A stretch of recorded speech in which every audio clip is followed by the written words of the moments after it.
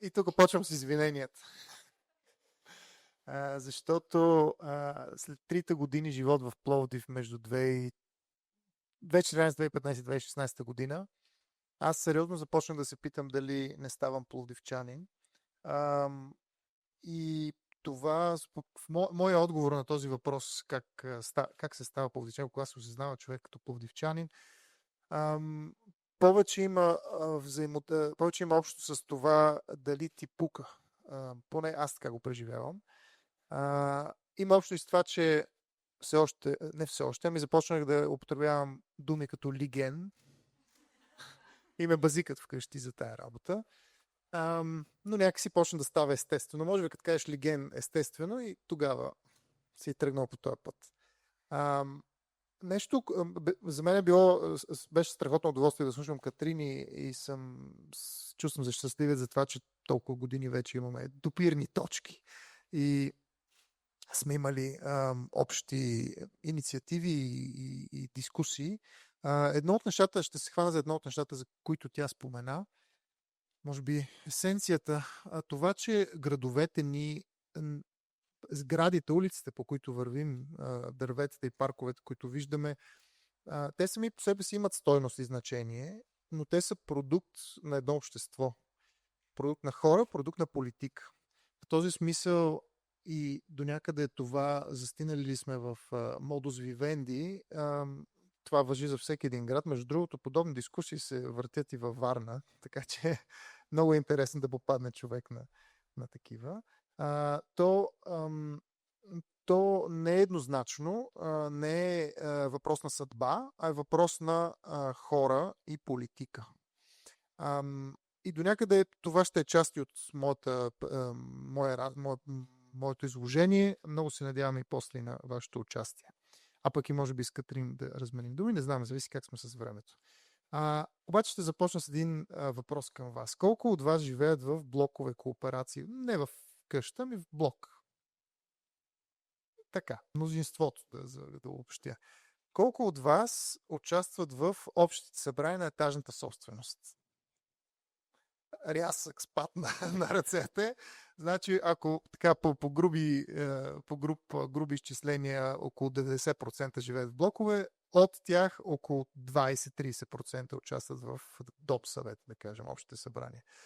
Добре, един човек от екипа на София, който аз ръководя, екипа да не човека, се беше изказал тезата, която аз много споделям, че етажната собственост, блокът е всъщност най-малкият парламент. И това е мястото, където ние, ако успеем да се разберем, ама не така с тази нотка, то тогава може да се разберем и в квартала, и в града, и в държавата. Това разбиране, ако си дадете сметка, става винаги въпрос за някакви материални, физически неща, за средата, която обитаваме, за стълбището, за асансьора, за фасадата, каквото ще да е, паркоместа долу, ако има и така. Това е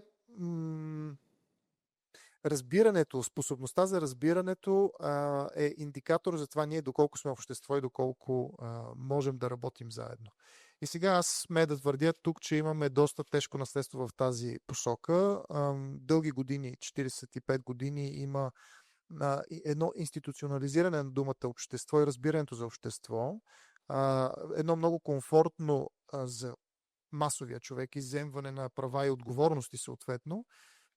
И регулирането на живота до детайли, включително и обитаването на градската среда от централизирано място. Дали то ще се изразява в държава или градски съвет, това няма значение. То е все едни и същи проявления, не е също нещо било. И това ни поставя в една много сложна ситуация, в която ние изведнъж сме хвърлени в демокрацията, в която трябва да се разберем помежду си и да сме научени за това как да се разбираме помежду си и как да водим диалог и как да постигаме консенсус. Сами се сещате, че то не става така. Нали? Колко са тези природни инстинкти, които имаме и които от самото ни израстване знаем, че така се прави. Ядене, пиене, може би говорене със сигурност, но всичко друго се учи. Средата учи, хората учат, институциите учат. И затова думата политика. Социалните си умения ги развиваме, попивайки от средата. Социалните умения, способността си да дискутираме града, улицата си, ги развиваме в ситуациите, в които биваме поставени. Това е снимка от едно обществено, всъщност не една дискусия, не обществено обсъждане по нормативния смисъл на думата, но една дискусия, свързана с общия устройствен план на София. Това е планът, който съществува във всяка една община в България и той регламентира пространственото развитие на територията, наобщо казано. И определя къде има високи сгради, булеварди, паркове, детски градини. Това начинът, по който ние взаимодействаме и това дали има хора, които вдигат ръка, задават въпроси, как дискутират, зависи пряко от това как е организирано събитието. Зависи пряко от това как институцията, в случая аз тогава ръководех едно звено в Столична община, което се занимава с градското развитие, е направило това събитие, това е представило информацията, е създало възможност за диалог, така че хората да участват или обратното да не участват.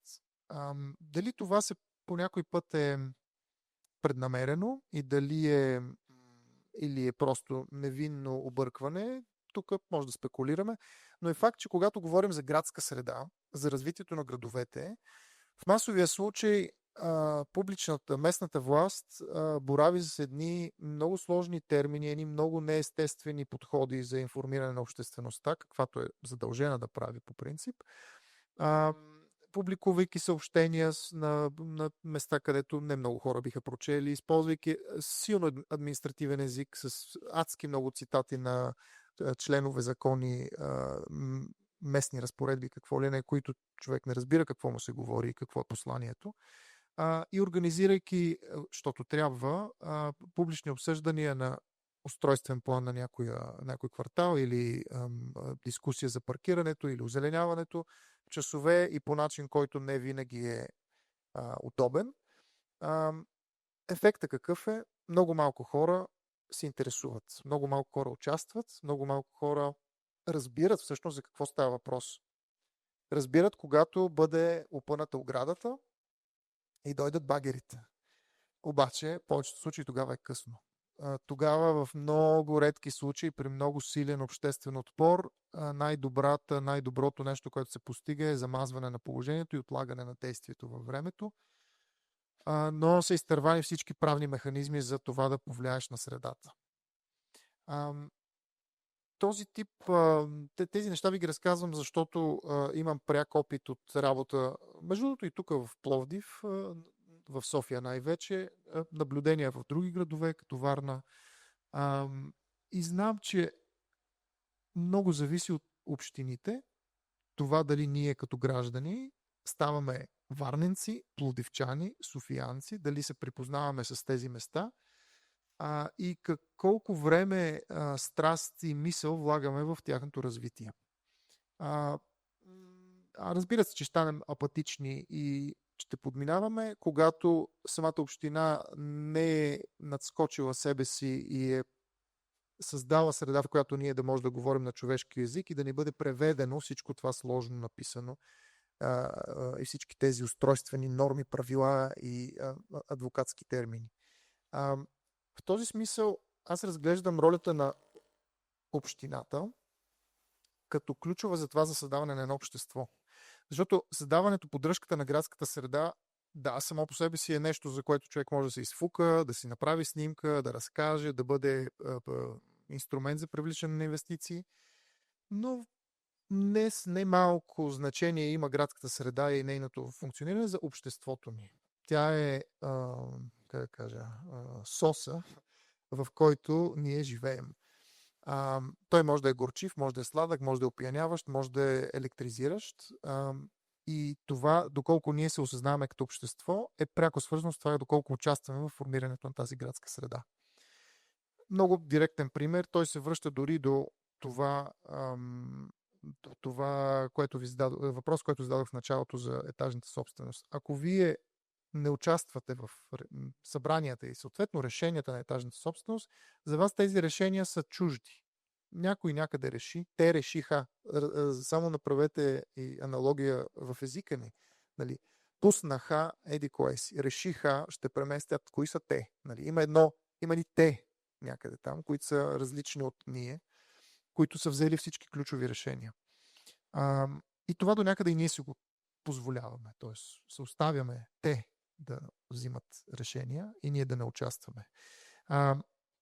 Успеха за това дали един град функционира добре и дали дискусията за градската среда е продуктивна и в нея участват повечето или голяма част от гражданите, зависи както от нас да поискаме, така и от местната власт да създаде добрите условия. Ще дам един също пример от Капана, няколко пъти бе споменат. Когато аз се преместих в Пловдив в началото на 2014 година, тогава започна подготовката на всъщност бяха няколко фестивала в Капана 2014. Това беше годината, в която се определяше града домакин за 2019. Та доста трескава година беше. Моята роля беше да водя архитектурния фестивал, който се осъществяваше есента, да е било края на септември, например, началото на октомври. Подхода, който аз и колегите използвахме, не беше сега тук ще докараме едни интересни архитекти да си направят едни изложби, няколко инсталации или 2-3 дискусии. Ще събереме професионалната общност да си се събере, да си се види, да си подсъкат с език, да кажат колко хубаво. Ние искахме да взаимодействаме с средата, в случая Капана, това беше темата. 2015 темата беше Марица, 2016 беше Тракия и това са част също от опирните ни точки с Фондация Отворени изкуства. Те искахме да се говори, всички, които имат отношение към темата, да участват в този разговор, в случая Капана. Какво да се прави, как да се прави. С любезното съдействие тогава на фондацията направихме нещо като отроче или разклонение на беседка за града, беседка за Капана и провеждахме срещи в читалището в Капана, дискутирайки неща като паркиране, озеленяване, културно наследство и включвайки хора живеещи там, хора притежаващи, имащи някакъв бизнес, представители на общината, експерти от различни сфери. По същия начин събирахме хора, които имат нещо са направили, не просто имат бизнес в Капана, ами нещо правят отвъд това да имаш фризьорски салон или печатница или бар. Събирахме се и говорихме за това как може този квартал да бъде възроден, да бъде различен. Със сигурност резултата, който беше разказан много успешно от Катрин, не беше този, който целяхме и със сигурност не може да се нарече това творчески квартал. Но подхода в обговарянето и осмисленето на Капана, а в последствие и на Тракия, например, или на работата ни в София по различните квартали, вижда се веднага как хората се ангажират. Вижда се веднага как те никога не са били въвличани и питани и използват всяка възможност, всяка сцена, за това да се изкажат първо болката, фрустрацията, напрежението и оттам нататък да се влезе в дискусията. Отново ще дам пример за това как въвличането на граждани в градската среда е ключово за това тя да бъде успешна. 2016 година последното издание на фестивала го проведохме в Тракия, в едно междублоково пространство. Идеята беше да го обновим. Обаче не е кацайки с НЛО-то отгоре. Било то пловдивски, софийски, варненски или чуждестранни архитекти, казвайки на хората, за тук ще ви го направим красивичко. Вие ще сте много доволни, щастливи и ще ни пляскате после. Не, започна точно обратното, отдолу нагоре, с много разговори с местните хора, картиране значи наблюдение, кой какво прави, защо го прави, дискусии, предложения. И това беше пример за начина, по който разбирането, че градската среда е конфликтна зона, етажната собственост е конфликтна зона, но тя може да бъде и зона за консенсус. Стига диалогът и разговорът да бъде проведен качествено на ниво смисъл с подходящите инструменти и по начин, който е продуктивен и цели наистина достига до допирни точки. Тоест, в един такъв процес в Тракия, в едно междублоково пространство, накрая постигнахме резултат, в който над 100 човека от околните 3 околни блока слизаха долу и помагаха и се включваха в обновяването. Разбира се, и всеки правеше и допълнителни неща, които въобще не бяха част от проекта и плана, но това нямаше никакво значение, нали, да се съдиш китки или да сковеш една пейка отстрани, още по-хубаво. И най-вече тези хора години наред след това поддържаха това пространство без абсолютно никаква общинска помощ. Представете си, ако пък имаш такава, колко по-продуктивно щеше да бъде.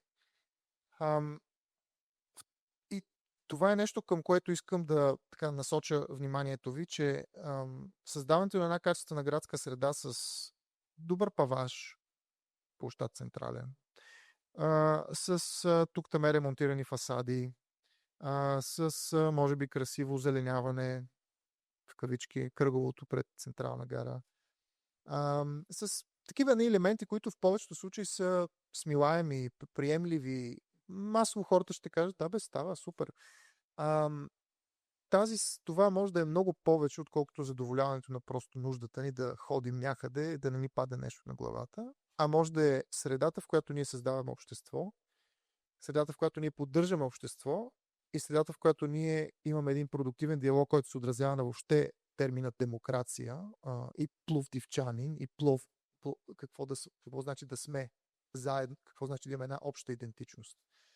Ако не го правим, то идентичността ни се изгражда почти само от митове и легенди, които някой някъде нещо е направил, ние го консумираме, лепваме си като стикер тук, обаче нашата роля каква е била в това?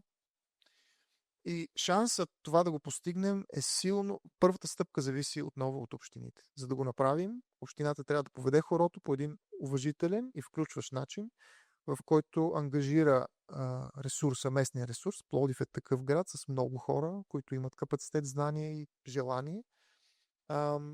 И оттам нататък може да се получи много повече от просто една ремонтирана улица, един обновен парк или спасена сграда, стара сграда.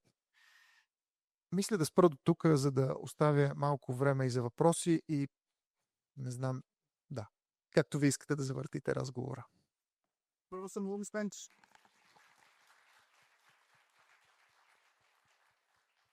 Да викнем ли Катрин да се присъедини отново? Катрин? Да, споведай. Тъй като, да спомена Любо, входа в блоковото събрание като най-малкия парламент, дали друг дефицит е именно липсата на общество, липсата на разговор, липсата на места, където се събираме и така, то затова пауза се римува с кауза, на хъбове, ако решим така да ги наречем, които също имаше преди в Пловдив, а сега не знам как и в София. Даде пример с Варна, там техният квартал Таляна беше по пример на квартал Капана. Те тази Рима измислиха дори заради квартал Капана, но на тях им се получи по-добре. Не искам да върна тази тема в случило, но... Да, добре. Да, именно комуникацията. Значи, ако се замислим, имаме два типа вида комуникация в днешно време. Преди било само една в физическото пространство, или класическия пример на древна Атина, където се събират на агората и така. Освен да се спазарят за нещо и дискутират политика и бъдещето на града. Да. Обаче в днешно време имаме социалните мрежи, в които уж водим някакъв диалог, но всъщност там не се води диалог. Алгоритмите избутват на преден план агресията и яростта. И това са последните места, където може човек да проведе смислена дискусия и да се стигне до конструктивно решение. И това прави още по-значими физическите пространства и това да се срещнем лице в лице, ама не стихийно, защото ако се съберем, просто се сипем всички съседи, няма се разберем. Трябва ни помощ. То е малко като се едно сме психоболни, ама то е важно, валидно за всички хора по света. Няма някой научен за това голяма група хора да достигне до консенсус. Има нужда от медиация. И за това да, важни са ключово е да има физически публични пространства.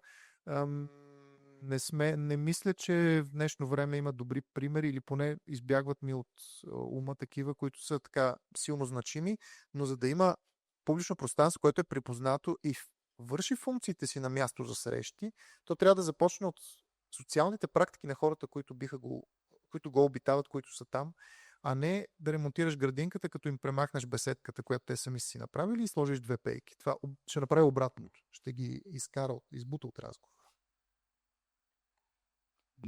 Обратното на избутване от разговора искаме да постигнем с вас. Затова, ако някой от тази страна иска да зададе въпрос, аз ще се действам. Изтичам на по-горен ред.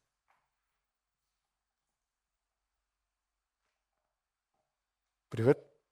Аз искам само да припомня по-скоро едно изречение, което беше дадено в отговор на Кристин Сарева. В отговор на въпрос кога сте се усетили истинска пловдивчанка, отговорът кулминира в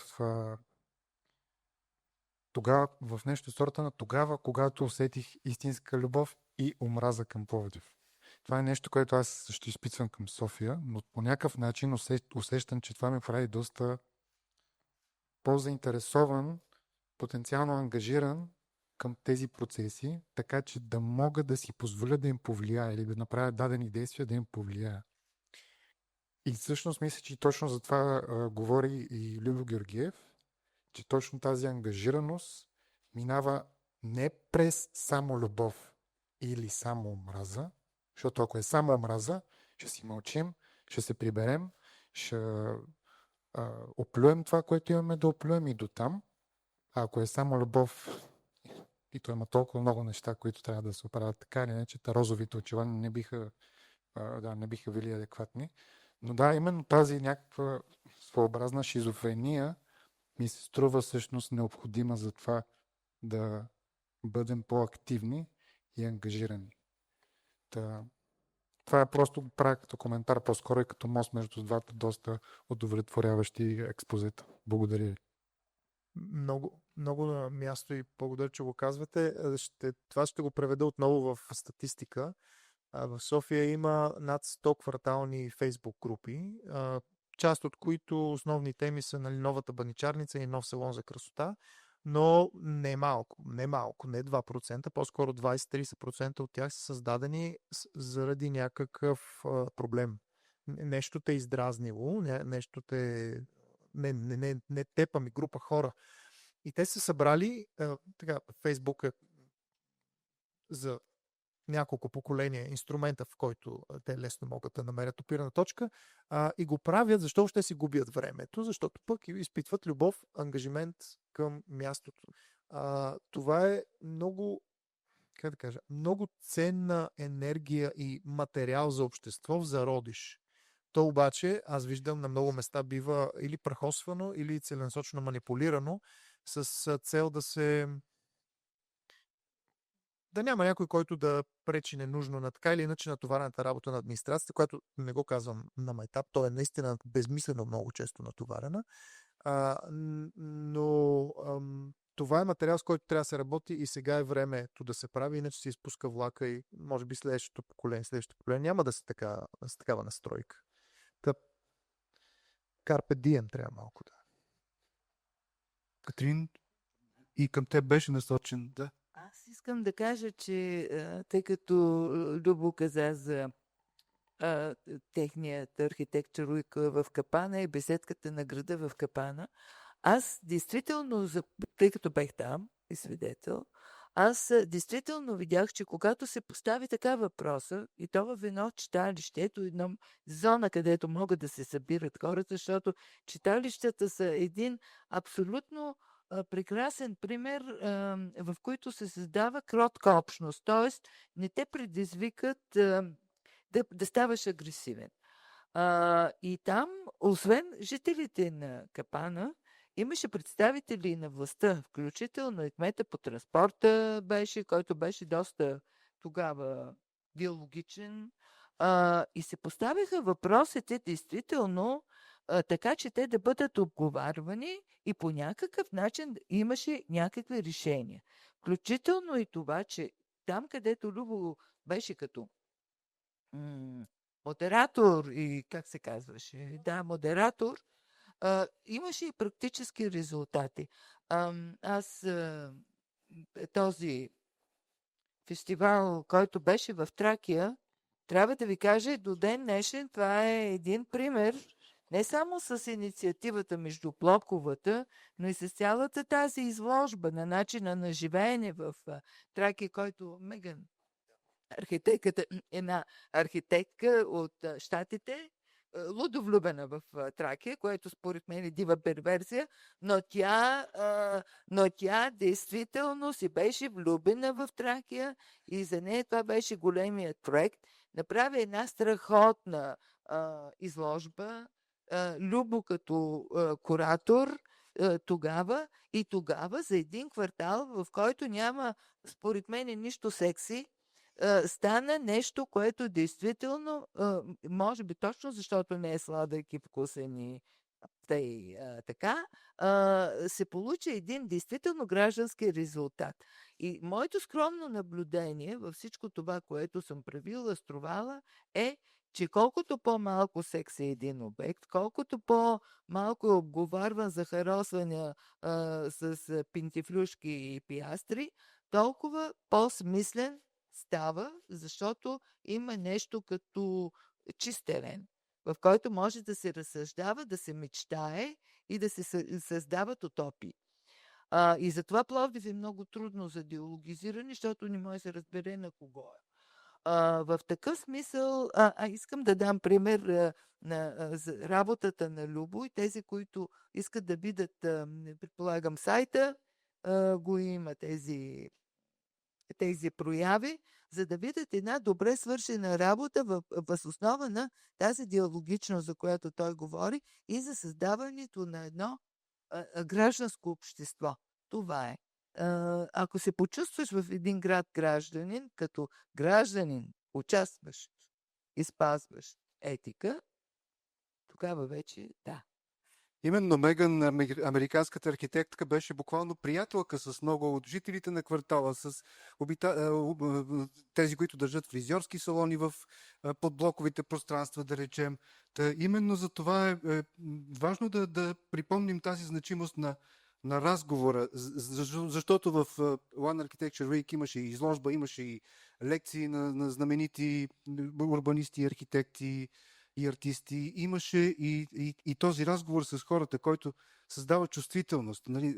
Разговор не е между професионалисти, а с хората. За това, ако сме критични към общината, което със сигурност, към местните управи, което със сигурност е много оправдано и винаги трябва да се провокира, то трябва да сме критични и към собствената чувствителност на гражданите. В този смисъл ми се струва важен и този разговор, и разговора, който, за съжаление, в Пловдив и не знам как е в други градове, не се води толкова често. На това хоризонтално ниво, в което могат да се включат всички. Не само професионалистите, не само гражданите. Да. И аз, тъй като този разговор тази тема съм я дискутирал много пъти, има коментари, които са от типа ама аз ги поканих, пък никой не дойде или така. Не може да се очудваме, че има една дълбоко насъдена апатия и съмнение в това какви сте намеренията, защо го правиш, има ли смисъл. Масово ние като граждани сме видели примери за това как няма смисъл.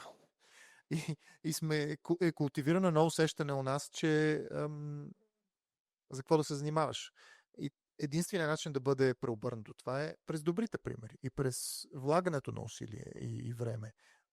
Ако не го направим, със сигурност няма да се получи.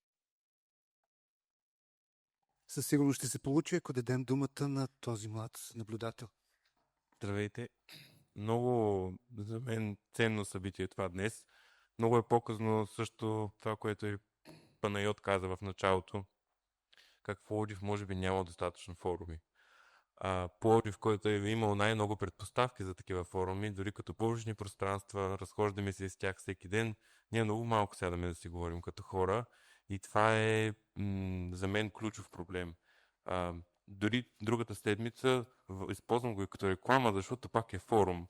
Дори другата седмица на 10 октомври ще имаме форум, който е за агресията в училище. И именно докато разсъждавахме как точно да ги възпалим хората, които очевидно са много възпалени по тази тема, просто трябва да кажем, че искаме да си говорим за нещата. Много рядко си говорим като хора, седнали в една зала, но забравяме, че всъщност трябва някой първо да ни ядоса, за да може да се възпалим. Кое е хубава дума за възпаляването, беше тръгнал в началото, да се възпалим, и другото, което е някой да ни даде малко рамка. Защото това с блоковете за мен беше също супер пример. Аз за моя блок създадох Viber група, гледаха я много странно, махнаха ми лепенките с QR кодове дори, останаха само една. И това беше супер показно как в блок, който мое 17 етажа. Няма да ви кажам колко хора има там. Аз съм на първия за щастие, но ще си платя за асансьор, както и да е. Дори нещо толкова дребно, хората го видяха с недоверие, липсваше им рамка, трябваше да им пиша няколко пъти, да им обяснявам защо е тази група, нали, тук е да си говорим, нали, не е това, че аз съм администратор, аз дори почти не пиша.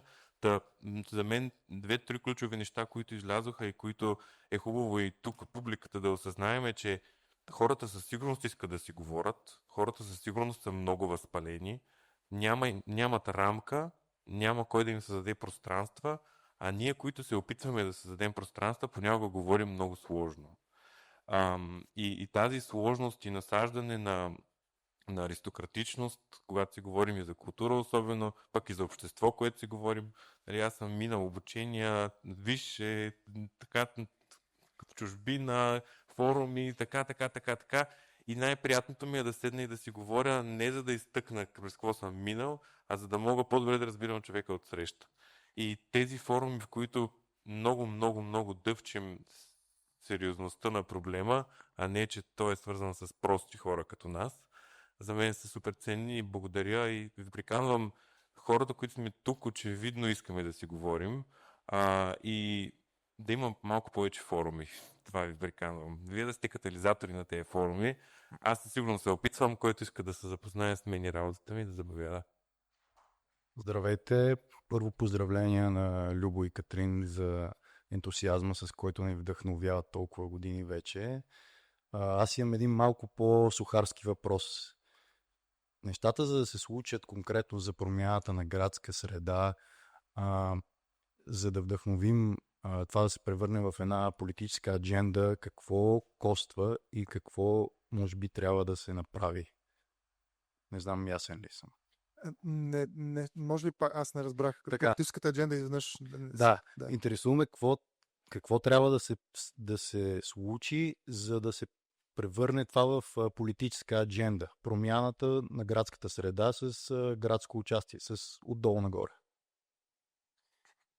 Аз ще дам моите 500, пък Катрин... Ще дам моите 500, пък Катрин може би още по-добре ще го изкаже.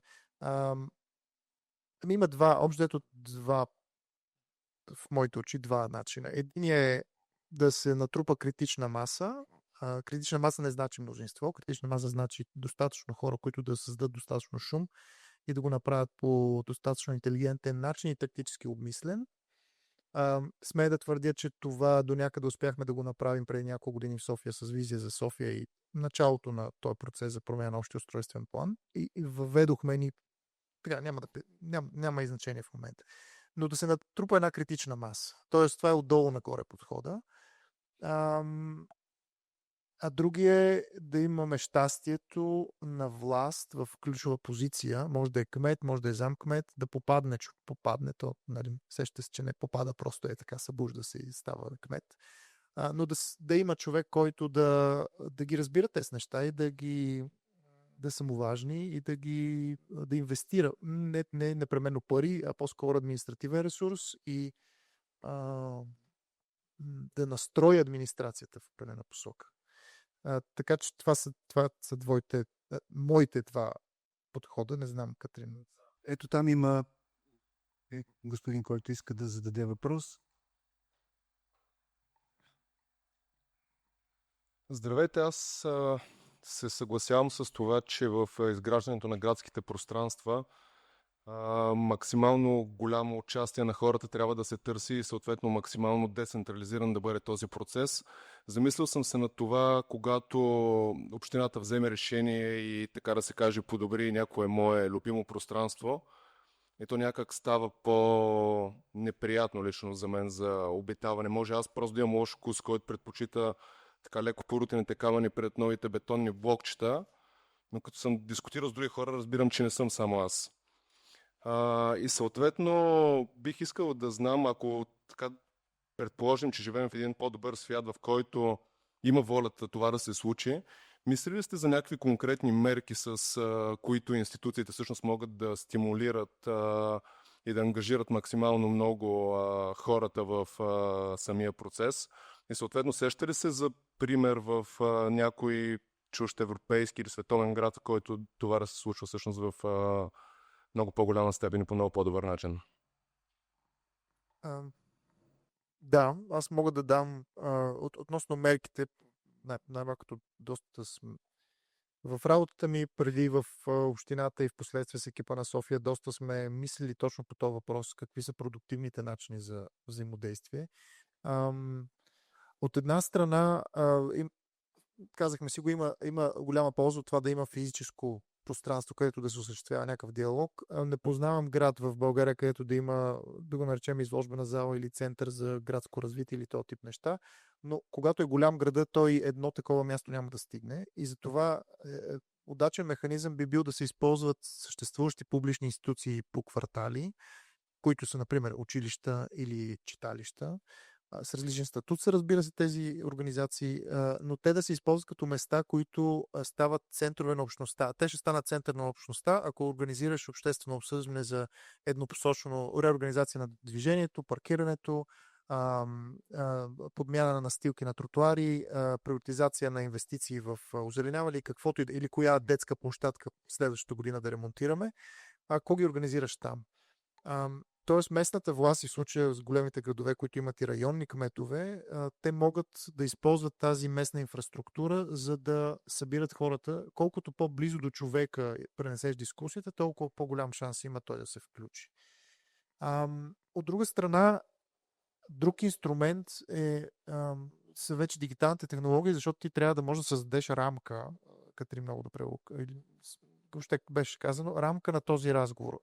Не да събереш хора, които всеки е дошъл с някаква си идея и с някакво си разбиране за нещата, прочел е нещо, разбрал го е по всякакъв свой си начин, което е много лесно в днешно време, защото информацията е поднесена или не е поднесена и разчиташ на спекулации, каза една съседка, или е поднесена по начин, който ти не разбираш. Затова общините имат много какво да направят от гледна точка на комуникация, от гледна точка на превеждане на тази информация, за планирани инвестиции, за това какво предвиждат планове, за това какви са намеренията и решението от кого зависят, и това ще създаде по-добра среда за диалог. Ще се спра, може би, само на тези двата инструмента, които са абсолютно в ръцете на общините да ги реализират и не зависят от никой друг. Иначе добри примери, аз поне познавам, айде ще го нарека, той е противоречив пример и то предпочитам такъв да дам. Труден пример. Барселона, от чужда държава, не български град. Супер атрактивно място, сигурно много от вас са ходили и така нататък. В Барселона от известно време тече една кампания за намаляване на трафика в подцентралната част, там където са тези квадратчета, разграфената, кутийките. И това значи затваряне на някои улици, създаването на супер блокове им казват, т.е. едно каре от 4 блока, двете улици, които се пресичат по средата, да бъдат затворени за трафик, да станат публично пространство. Това е процес, който е преминал през много говорене и съответно има и много хора, които са против по най-така очакваните причини. Аз къде ще си паркирам колата, нали? Съответно, не бива да ни изненадва, че това са дискусии, които се въртят и тук. Това е абсолютно навсякъде по света. И в този смисъл, този процес в Барселона и това затваряне и трансформация на улични пространства е нещо, което върви на приливи и отливи. Но той върви въобще и има някакъв резултат, защото има такъв диалог, организиран от общината, а не просто защото някой е написал в капиталовата програма за 2026 затваряне на еди коя си улица и препавиране. Нали? Така че този пример ще дам именно заради трудността в разговора.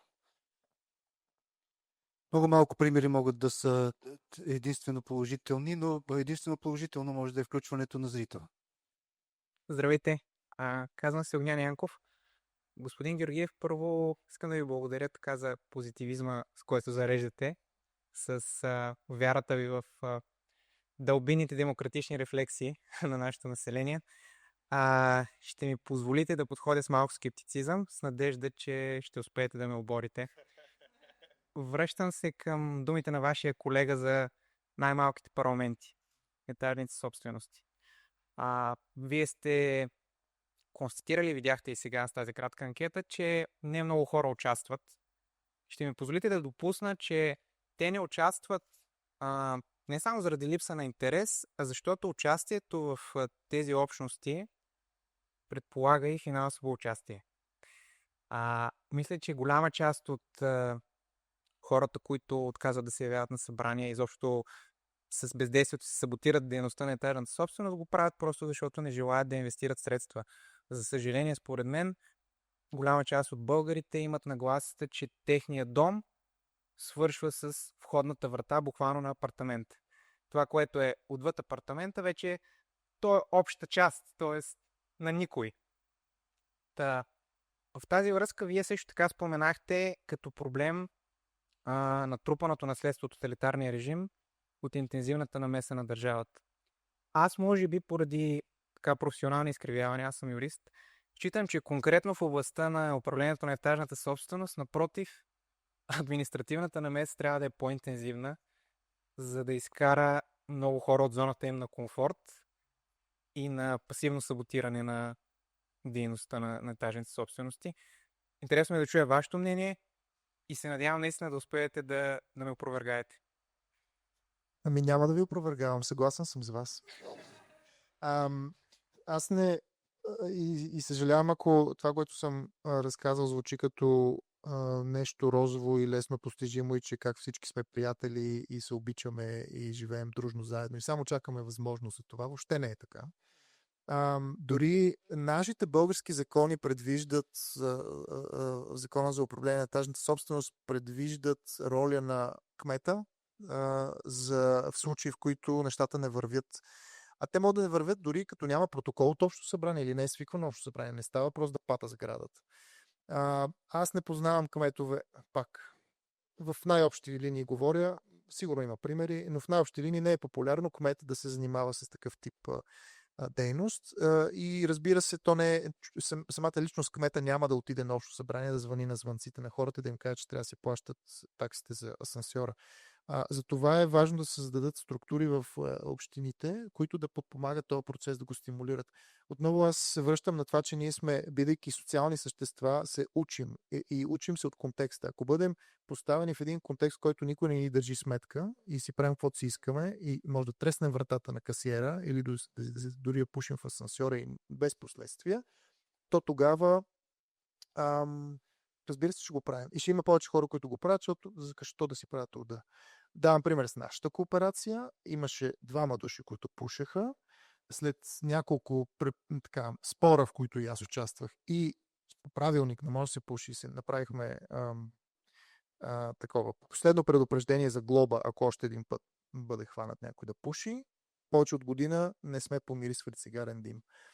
Което значи, че има нужда и от прилагане на правилата и тия институции не са просто за украшение там. Силата на закона не е просто красива думичка, тя трябва да бъде прилагана, иначе потъваме в анархия. И това беше едно от нещата, които при предишните местни избори предлагахме като част от работата на случая Столична община, но той е приложимо за всички общини, да се създадат специални звена, които да подпомагат работата на етажните собствености. На първо място с информационни материали, горещ телефон, има домоуправители, които са супер съвестни, сигурен съм, че има тук хора, които живеят на такова място. Не знам дали вие сте домоуправител. Те не могат да са сами. Те имат нужда от помощ. И разказ, интерпретация не интерпретация, но помощ в по правните въпроси. Така че съм съгласен с вас. Няма да ви опорва. Само още нещо да добавя, че това е още по-жизненно важно, когато говорим за големите комплекси, тип Тракия или Софийските, тъй като там вече тази апатия, според мен, без да съм специалист, започва да води до чисто конструктивни рискове, защото тези сгради често пъти имат нужда от така рехабилитация, саниране и всичко останало. И аз лично дори в така генерален план за цялата държава си мисля, че ако няма намеса на дали местна или дори на национално ниво от страна на властта, тези комплекси просто наистина няма начин да бъдат рехабилитирани ефикасно и рано или късно ще започнат да се случват много неприятни неща. Да, не може да разчитаме, че пазара ще оправи всичко, особено в ситуация, в която там близо 90% от гражданите в България живеят в собствено жилище. Тоест нямаш пазарен механизъм, през който да ги принуждаваш. Да. Като говорим за правила и рамки, ние времевата рамка на разговора я превалихме преди доста време, затова няма да дочакваме жълт картон от желащите да обядват, но снимката, през която преминавам, мисля, че е много показателна и вашето участие също е много показателно за всичко, което опитахме да изведем като акцент и ценност на обществения разговор. Катрин Сариева. Архитект Любо Георгиев.